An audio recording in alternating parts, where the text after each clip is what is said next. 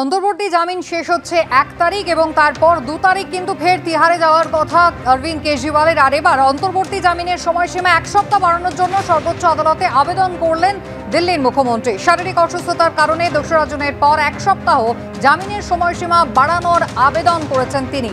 জরুরি ভিত্তিতে শুনানির জন্য আবেদন করেছেন তার আইনজীবী অভিষেক মনু সিংভি।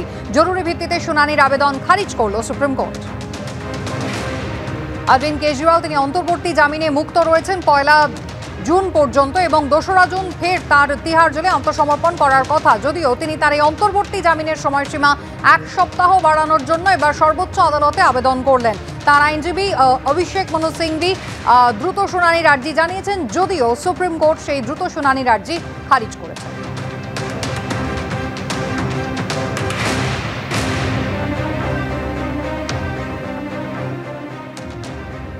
4 দিন কেটে গেলেও এখনো খোঁজ মেলেনি বাংলাদেশের ঝিনাইদহের সাংসদ আনোয়ার উল আজিমের দেহ বা দেহাংশের। সোমবার ধৃত কসাই জুবের ওরফে জিহাদকে নিউটাউনের আবাসনে নিয়ে গিয়ে ঘটনার দিন কি হয়েছিল শুনলেন বাংলাদেশের গোয়েন্দা প্রধান।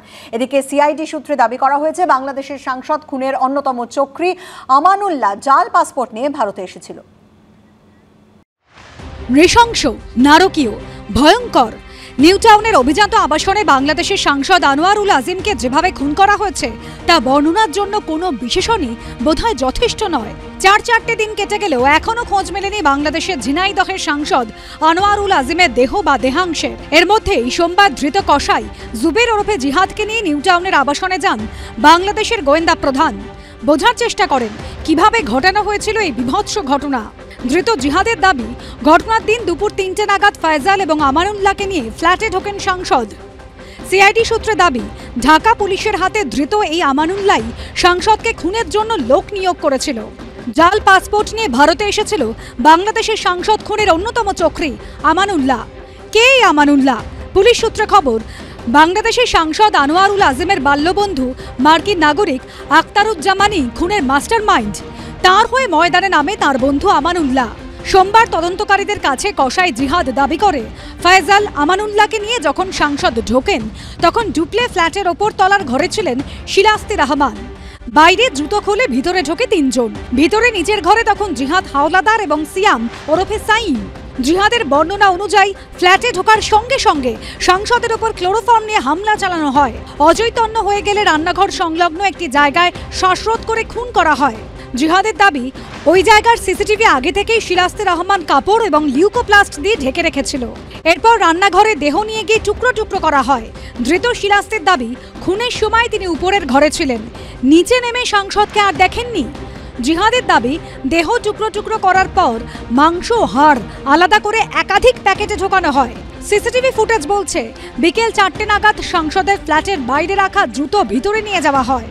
জিহাদ দেহাংশ এবং চপারের মতো খুনে ব্যবহৃত ধারালো অস্ত্র ওই আবাসন থেকে বেরিয়ে ভাঙড়ের বাগজোলা খালে কৃষ্ণমাটি ব্রিজের কাছে ফেলে।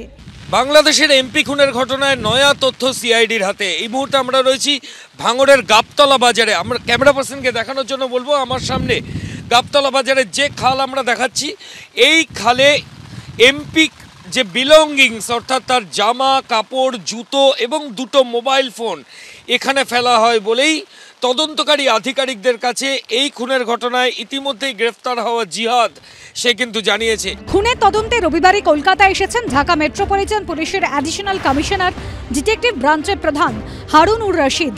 সোমবার ফের নিউটাউনের ওই ফ্ল্যাটে যান বাংলাদেশের গোয়েন্দা প্রধান। ভিডিও কলে কথা বলেন আমানুল্লাহর সঙ্গে। কিভাবে নারকীয় হত্যাকাণ্ড ঘটানো হয়েছে তা জানার পর ভাঙড়ের কৃষ্ণমাটি এলাকায় যান বাংলাদেশের গোয়েন্দা প্রধান। বাংলাদেশের সাংসদকে খুন করে এখানে দেহ বা দেহাংশ ফেলা হয় বলে অনুমান পুলিশের।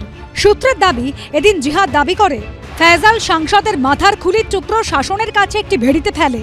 এদিকে তদন্তকারীরা মনে করছেন, এতদিন পরেও দেহাংশ না মিললেও অস্ত্র এবং জামাকাপড় মোবাইল ফোন উদ্ধারের সম্ভাবনা রয়েছে। পাশাপাশি সিআইডি সূত্রে দাবি, ফ্ল্যাটের ভিতর থেকে পাওয়া রক্তের নমুনা ডিএনএ প্রোফাইলিং এর জন্য পাঠানো হচ্ছে। ময়ূক ঠাকুর চক্রবর্তীর রিপোর্ট, এবিপি আনন্দ, কলকাতা।